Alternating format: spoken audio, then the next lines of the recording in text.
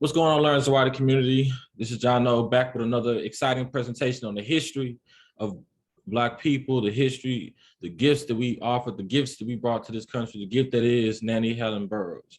And so just like the regular presentation, I need you to grab a journal, dictionary, pencil, crayons, and markers, something to write with, something to research some things with, and we'll get, without further ado, this presentation started. So, the traditional layout and format of the presentation is as follows. We're gonna have a word bank, an activity, biography, major works, her impact today, reflection, sources, and then we're gonna close.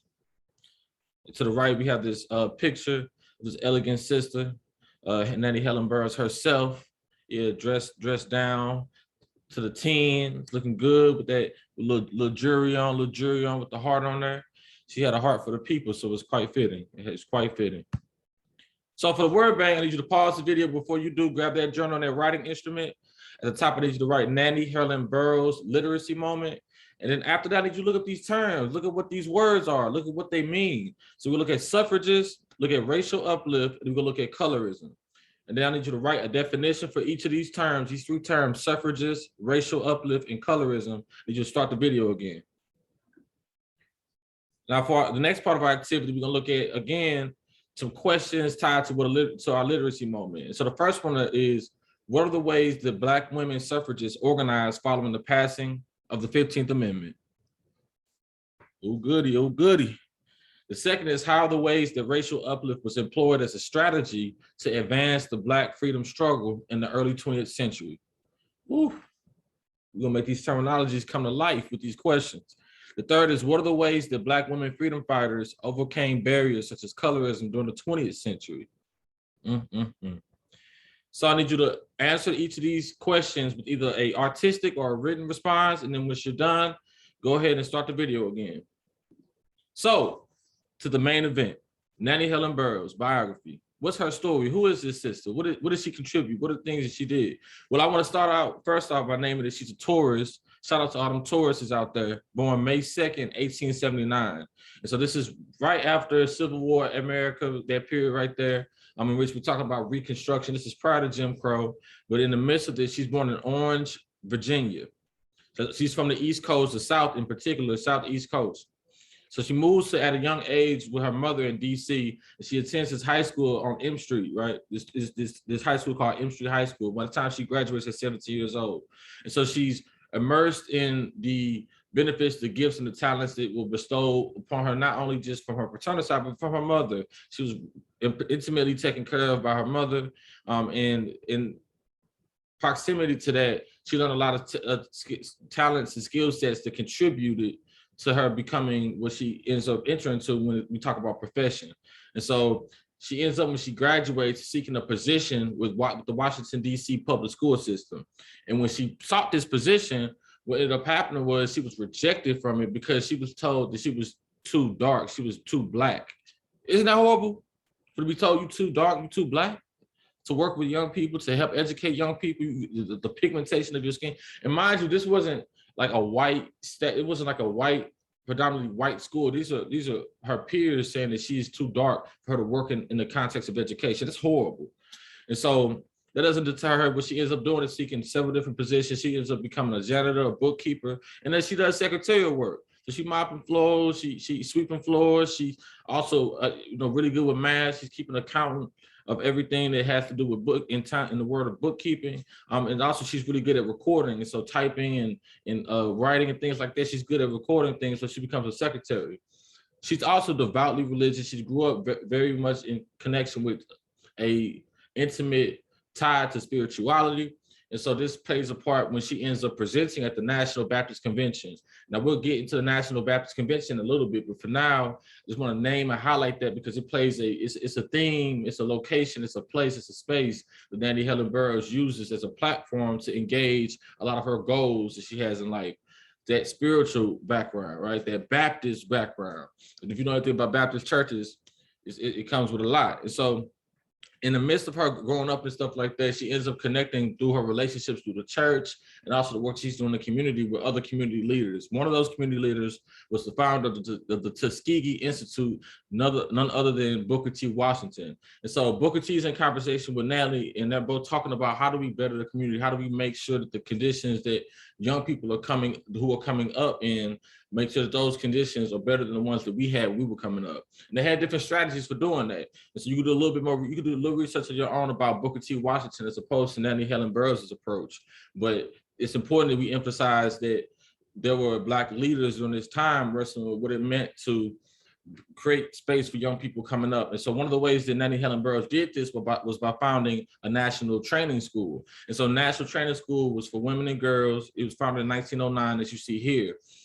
That training school she was able to use to help, educate young women, girls, women on skill sets that she felt like were important for them to have. And I'm pretty sure she networked with other people who could also provide those skill sets. It could be around time management. It could be around, bookkeeping, secretarial work.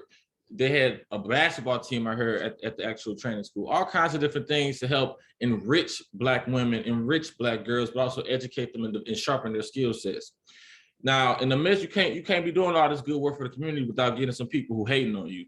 And so there were efforts that Nannie Helen Burroughs, in the midst of her advocating for Black women, advocating for the Black community, advocating for Black girls, and in the midst of her advocacy, she ended up calling out a lot of the legislation that did not point to the horrific experiences that Black folk were having during this time. And one of those included lynching. Mind you, this is the period of 1930s when, there's this crime conference agenda that's put out by politicians. And Nannie's looking at the politicians like, how are you going to talk about crime without talking about the way in which that manifests in the Black community in terms of there being lynchings that are impacting the Black community.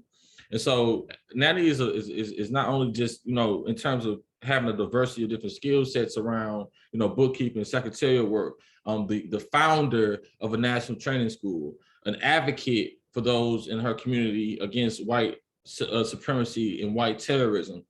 She's also all of that work that she's doing puts her in conversation with other advocates and leaders like Booker T. Washington, even Dr. Martin Luther King, the Reverend Dr. Martin Luther King. And so throughout her life, she continues to organize and function within the context of the Black church, the Black Baptist church in particular. And that puts her in conversations with other religious ministers like Reverend Dr. Martin Luther King. Nannie Helen Burroughs also dedicates much of her life to her community that she is working with out of DC. And so what that looks like, she becomes the secretary and president of WCA. That's by the age of 68. And unfortunately, she ends up transitioning May 20th, 1961, the same month of her birthday. Picture to the right, you have Nannie Helen Burroughs with another sister. This picture right here for me symbolizes sisterhoods. They hold hands, they're holding hands, and they're leaning against each other, just like they lean against they're leaning against the forces that would try to tear apart Black women, Black sisters, Black community. And so shout out to Nannie Helen Burroughs, and shout out to everybody who played a role in nurturing Nannie Helen Burroughs and supporting the work she did during this moment. Major works. And so one of the first works I want to point out that Nannie Helen Burroughs had was How Sisters Are Hindered from Helping. So if you recall that Baptist convention I was telling you about, the reason why that moment was significant is because Nannie gives a speech at that convention called How Sisters Are Hindered from Helping.